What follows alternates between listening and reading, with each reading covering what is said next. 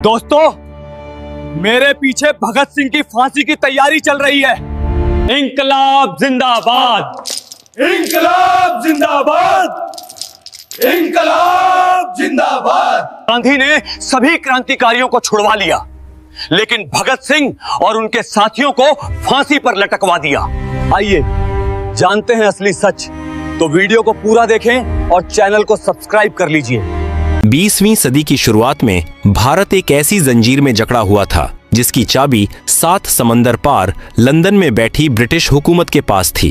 भारतीय आसमान पर जुल्म के काले बादल छाए हुए थे और आजादी की पुकार केवल चंद मुट्ठियों में बंद थी। लेकिन पंजाब की मिट्टी कुछ अलग ही मिजाज की थी। यहाँ की हवाओं में बगावत और खेतों में खुददारी बहती थी। इसी मिट्टी ने एक ऐसे नायक को जन्म दिया जिसने न केवल मौत को गले लगाया बल्कि आजादी के मायने ही बदल दिए। तारीख थी 28 सितंबर 1907। लायलपुर जिले के बंगा गांव के एक संधू जाट परिवार में एक नन्हा बालक पैदा हुआ। उस दिन घर में दोहरी खुशी थी क्योंकि उसी दिन बालक के पिता किशन सिंह और चाचा अजीत सिंह जेल से रिहा होकर घर लौटे थे। बालक की दादी ने इसे शगुन माना और उसे नाम दिया भागों वाला यानी भाग्यशाली, जिसे बाद में दुनिया ने भगत सिंह के नाम से जाना। भगत सिंह का पालना किसी साधारण लोरी से नहीं बल्कि देशभक्ति के गीतों से झूला था। उनके चाचा अजीत सिंह पगड़ी संभाल जट्टा आंदोलन के प्रणेता थे और लाला लाजपत राय के करीबी साथी थे। घर की दीवारों पर महापुरुषों की तस्वीरें नहीं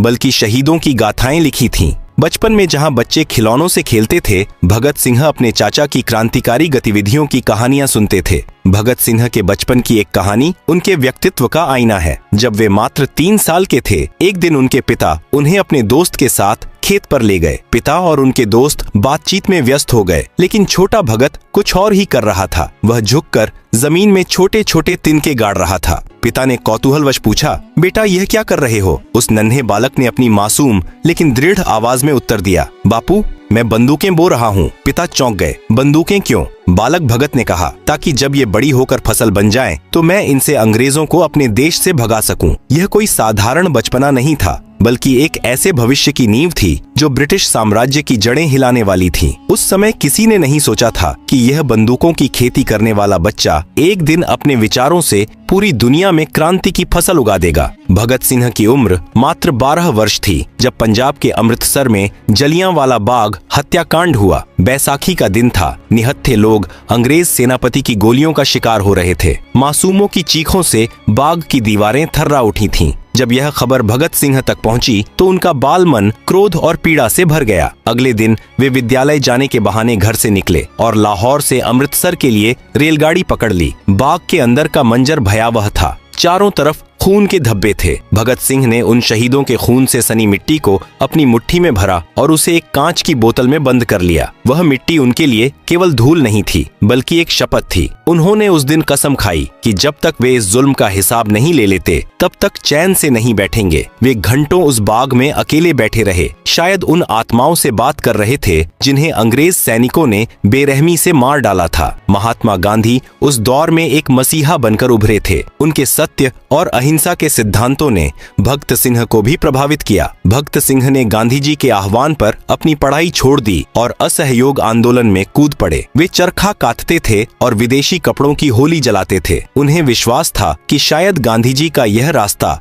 देश को बिना खून बहाए आजादी दिला देगा। लेकिन साल 1922 में एक घटना हुई जिसने भगत सिंह के सोचने का तरीका ही बदल दिया। उत्तर प्रदेश के चौरी चौरा में भीड़ ने एक पुलिस थाने को आग लगा दी जिसमें कुछ पुलिसकर्मी मारे गए। गांधी जी ने हिंसा के कारण आंदोलन को तुरंत वापस ले लिया। भगत सिंह इस फैसले से टूट गए। उनका मानना था कि जब पूरा देश आजादी के मुहाने पर खड़ा था तब एक छोटी सी घटना के कारण आंदोलन वापस लेना उन शहीदों का अपमान है जो आजादी का सपना देख रहे थे। असहयोग आंदोलन की विफलता ने भगत सिंह को झकझोर दिया। अब उन्हें समझ आ गया था कि शांति और प्रार्थना बाहरी ब्रिटिश सरकार के कानों तक नहीं पहुंचने वाली। उन्होंने लाहौर के महाविद्यालय में दाखिला लिया जहां उनकी मुलाकात सुखदेव और राजगुरु जैसे समान विचारधारा वाले युवाओं से हुई। विद्यालय की पढ़ाई के साथ साथ उन्होंने दुनिया भर के क्रांतिकारी साहित्य को पढ़ना शुरू किया। विदेशी विचारकों और दुनिया भर की क्रांतियों ने उनके विचारों को धार दी। उन्होंने महसूस किया कि आजादी केवल सत्ता का बदलाव नहीं है, बल्कि एक व्यवस्था का परिवर्तन है जहां कोई किसी का शोषण न कर सके। उनके दिल में अब एक ही तस्वीर थी, एक आजाद भारत की, जहां का किसान भूखा न सोए और जहां का मजदूर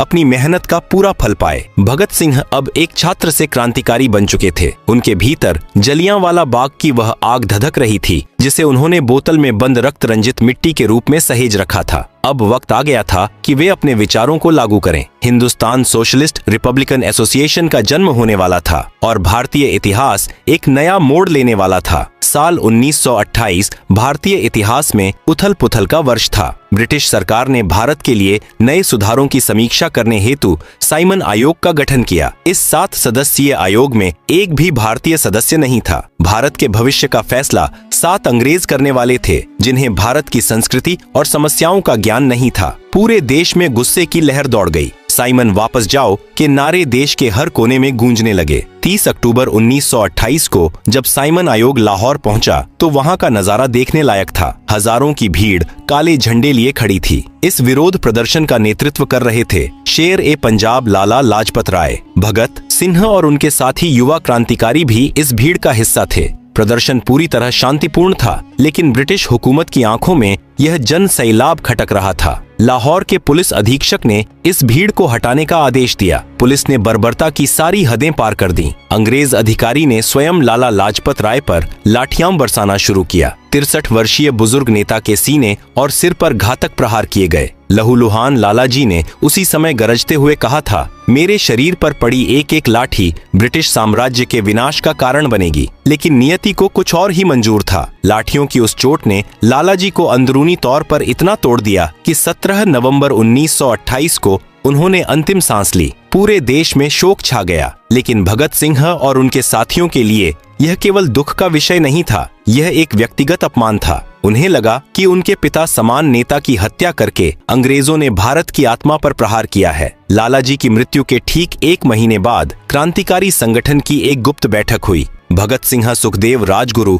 और चंद्रशेखर आजाद के चेहरों पर गुस्सा साफ झलक रहा था। उन्होंने तय किया कि खून का बदला खून से लिया जाएगा। उनका लक्ष्य था वह अंग्रेज अधिकारी जिसने लालाजी पर लाठियां चलाई थीं। योजना बड़ी सटीक थी। राजगुरु को पहली गोली चलानी थी, भगत सिंह को उन्हें सुरक्षा देनी थी और चंद्रशेखर आजाद को भागने का रास्ता सुरक्षित करना था। जय गोपाल को अंग्रेज अधिकारी की पहचान करने की जिम्मेदारी दी गई। लाहौर के जिला पुलिस कार्यालय के बाहर सन्नाटा था। शाम के समय एक पुलिस अधिकारी अपनी दुपहिया गाड़ी पर दफ्तर से बाहर निकला। जय गोपाल ने इशारा किया, यही वह अधिकारी है। राजगुरु ने अपनी पिस्तौल निकाली और अधिकारी के सीने में गोली उतार दी। वह अधिकारी तुरंत जमीन पर गिर पड़ा। इसके बाद भगत सिंह ने भी उस पर कई बार गोली चलाई, लेकिन यहाँ एक बड़ी चूक हो गई थी। जिसे वे मुख्य अधिकारी समझ रहे थे, वह दरअसल एक सहायक पुलिस अधीक्षक जॉन सैंडर्स था। मुख्य अधिकारी उस दिन कार्यालय में ही रुक गया था। सैंडर्स की मौत ने ब्रिटिश शासन को हिलाकर रख दिया। पूरे लाहौर में कड़ी नाकाबंदी कर दी गई। चप्पे चप्पे पर पुलिस तैनात थी।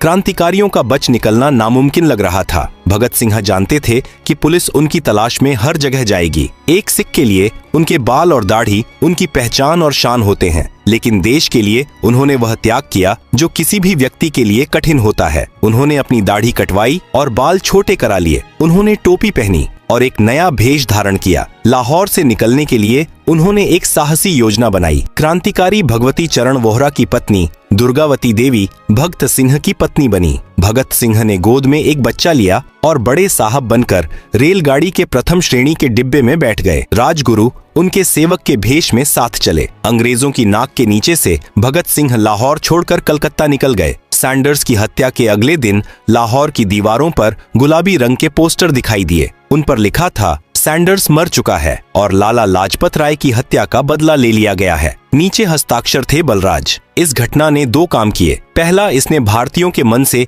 अंग्रेजों का डर कम कर दिया। दूसरा, इसने अंग्रेजों को यह बता दिया कि भारत की युवा पीढ़ी अब केवल प्रार्थना नहीं करेगी बल्कि प्रहार करना भी जानती है। सैंडर्स का वध भगत सिंह की क्रांतिकारी यात्रा का एक महत्वपूर्ण मोड़ था, जिसने उन्हें एक राष्ट्रीय नायक के रूप में स्थापित कर दिया। प्रतिशोध पूरा हो चुका था, लेकिन भगत सिंह का असली मकसद अभी अधूरा था। सैंडर्स की हत्या ने उन्हें प्रसिद्ध तो बना दिया, लेकिन उनके विचारों को जन जन तक पहुंचाने के लिए एक बड़े मंच की जरूरत थी। वे अब छिपकर लड़ना नहीं चाहते थे, वे चाहते थे कि पूरी दुनिया उनके विचारों को सुने। साल 1929 की शुरुआत में ब्रिटिश हुकूमत भारतीयों की आवाज को हमेशा के लिए कुचलने की तैयारी कर रही थी। वे 2 नए कानून, जन सुरक्षा विधेयक और व्यापार विवाद विधेयक लाने जा रहे थे। ये कानून अंग्रेजों को यह ताकत देते थे कि वे किसी भी भारतीय को शक के आधार पर बिना मुकदमा चलाए जेल में डाल सकें और मजदूरों की हड़ताल करने की ताकत को खत्म कर सकें।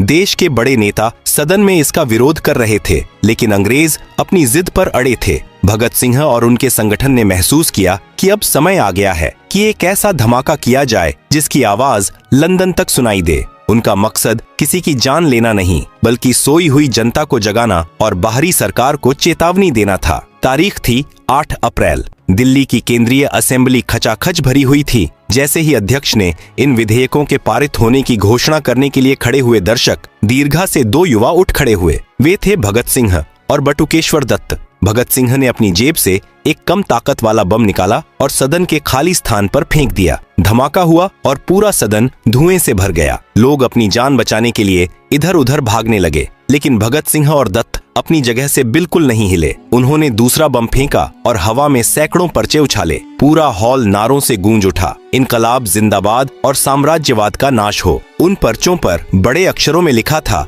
बहरों को सुनाने के लिए धमाकों की जरूरत होती है। यह धमाका किसी को मारने के लिए नहीं था, बल्कि ब्रिटिश तानाशाही की जड़ों पर प्रहार था। धमाके के बाद चारों तरफ अफरा तफरी थी। क्रांतिकारी चाहते तो धुएं का फायदा उठाकर भाग सकते थे, लेकिन उनकी योजना अलग थी। उन्होंने अपनी पिस्तौलें मेज पर रख दी और हाथ ऊपर कर लिए। वे चाहते थे कि उन्हें गिरफ्तार किया जाए ताकि वे अदालत के कटघरे को अपने विचारों के प्रचार का मंच बना सकें। भगत सिंह जानते थे कि जेल की दीवारें उनके शरीर को कैद कर सकती हैं, लेकिन उनके विचारों को नहीं। उनकी गिरफ्तारी ने पूरे भारत में आग लगा दी। एक 22 साल का युवक जिसकी आंखों में एक बेहतर भारत का सपना था, अब देश का सबसे बड़ा नायक बन चुका था। गिरफ्तारी के बाद उन्हें दिल्ली और फिर लाहौर की जेलों में ले जाया गया। जेल के भीतर भगत सिंह ने एक नया मोर्चा खोल दिया। उन्होंने देखा कि जेल प्रशासन भारतीय राजनीतिक कैदियों और अंग्रेज कैदियों के बीच भेदभाव करता है। अंग्रेजों को अच्छा खाना, समाचार पत्र और पढ़ने के लिए किताबें मिलती थीं, जबकि भारतीयों को खराब खाना और पशुओं जैसा व्यवहार। भगत सिंह ने इसके खिलाफ भूख हड़ताल शुरू कर दी। उनकी मांगें बहुत स्पष्ट थीं कि भारतीय कैदियों को राजनीतिक कैदी का दर्जा दिया जाए और उन्हें किताबें और समाचार पत्र उपलब्ध कराए जाएं। अंग्रेज प्रशासन को लगा कि ये लड़के कुछ दिनों में हार मान लेंगे, लेकिन वे गलत थे। यह भूख हड़ताल ऐतिहासिक रूप ले गई।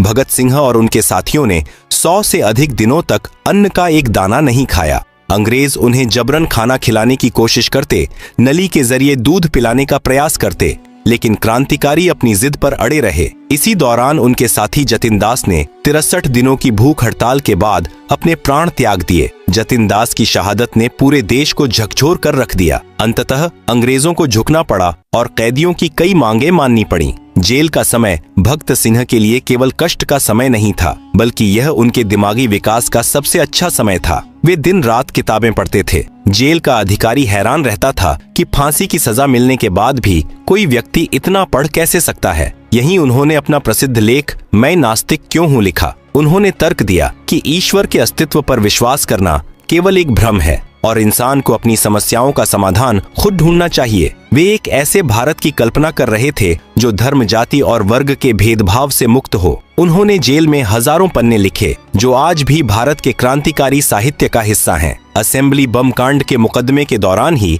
अंग्रेजों को सैंडर्स की हत्या में भगत सिंह की भूमिका के सबूत मिल गए। मुकदमा तेजी से चलाया गया। 7 अक्टूबर 1930 को एक विशेष न्यायालय ने भगत सिंह, सुखदेव और राजगुरु को सैंडर्स की हत्या का दोषी पाया और उन्हें फांसी की सजा सुनाई। पूरे देश में सन्नाटा पसर गया। लोग सड़कों पर उतर आए। हर कोई चाहता था कि इन नौजवानों की जान बच जाए, लेकिन भगत सिंह विचलित नहीं थे। उनके लिए फांसी की सजा उनके लक्ष्य की सफलता थी। वे जानते थे कि उनकी मृत्यु हजारों नए भगत सिंह पैदा करेगी। साल 1931 की शुरुआत देश में भारी तनाव के साथ हुई। एक तरफ भगत सिंह, सुखदेव और राजगुरु की फांसी की तैयारी थी, तो दूसरी तरफ महात्मा गांधी और अंग्रेज वायसराय के बीच बातचीत चल रही थी। मार्च के महीने में गांधी और इरविन के बीच एक समझौता हुआ। पूरे देश की नजरें इस बात पर टिकी थीं कि क्या गांधी जी इन तीनों वीरों की जान बचा पाएंगे। इतिहास में यह एक बड़ा विवाद रहा है। समझौते के तहत उन सभी कैदियों को छोड़ने की बात मान ली गई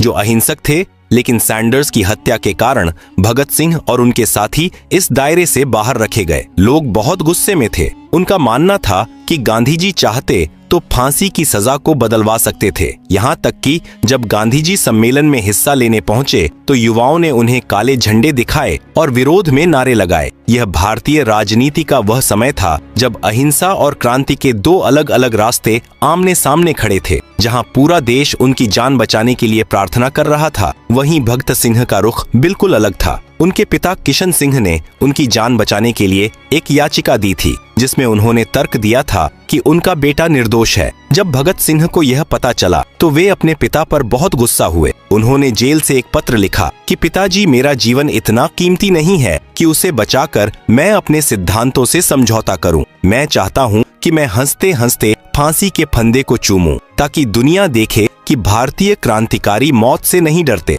भगत सिंह जानते थे कि उनका जीवित रहने से ज्यादा उनका मरना देश के लिए अच्छा होगा। वे अपनी शहादत को क्रांति का सबसे बड़ा बीज बनाना चाहते थे। फांसी की सजा के लिए 24 मार्च की सुबह तय की गई थी, लेकिन अंग्रेज सरकार इतनी डरी हुई थी कि उन्हें जेल के बाहर खड़ी हजारों की भीड़ के विद्रोह का डर था। इसलिए नियमों को दरकिनार करके फांसी का समय 11 घंटे पहले कर दिया गया। 23 मार्च की शाम को ही जेल का कर्मचारी उनके पास पहुंचा और कहा कि समय आ गया है। उस वक्त भगत सिंह एक महान क्रांतिकारी की जीवनी पढ़ रहे थे। उन्होंने कर्मचारी की तरफ देखा और मुस्कुराकर कहा कि रुकिए, एक क्रांतिकारी दूसरे क्रांतिकारी से मिल रहा है। उन्होंने किताब का एक पन्ना मोड़ा और खड़े हो गए। यह उस महामानव का साहस था जो अपनी मौत के कुछ मिनट पहले भी ज्ञान की तलाश में था। भगत सिंह, सुखदेव और राजगुरु को जब उनकी कोठरियों से बाहर निकाला गया तो उन्होंने एक दूसरे को गले लगाया। वे मौत की सजा पाने वाले कैदी नहीं लग रहे थे, बल्कि ऐसा लग रहा था मानो तीन दोस्त किसी उत्सव में जा रहे हों। वे ऊंची आवाज में बसंती चोला के गीत गा रहे थे। जब वे फांसी के तख्ते पर चढ़े तो वहां खड़े व्यक्ति ने पूछा कि कौन पहले जाएगा। सुखदेव ने आगे बढ़कर कहा कि मैं। तीनों ने खुद अपने हाथों से फांसी का फंदा अपने गले में डाला। भगत सिंह ने आखिरी बार आसमान की तरफ देखा और पूरी ताकत से चिल्लाए, इनकलाब जिंदाबाद। शाम के 7:23 पर भारत के 3 सबसे चमकदार सितारे हमेशा के लिए चले गए, लेकिन उनकी आवाज जेल की दीवारों को पार करके बाहर खड़ी भीड़ तक पहुंच गई। अंग्रेज इतने डरे हुए थे कि उन्होंने शवों को उनके परिवारों को नहीं दिया। रात के अंधेरे में जेल की पिछली दीवार तोड़ी गई और शवों को दूर ले जाया गया, जहां नदी के किनारे उन्हें जलाने की कोशिश की गई। जब स्थानीय लोगों को पता चला तो वे वहां पहुंच गए। अंग्रेज आधे जले हुए शवों को वहीं छोड़कर भाग गए। अगले दिन पूरे देश में दुख की लहर थी, लेकिन यह दुख आंसुओं वाला नहीं, बल्कि एक नए संकल्प वाला था। भगत सिंह मात्र 23 साल की उम्र में शहीद हो गए, लेकिन उन्होंने वह कर दिखाया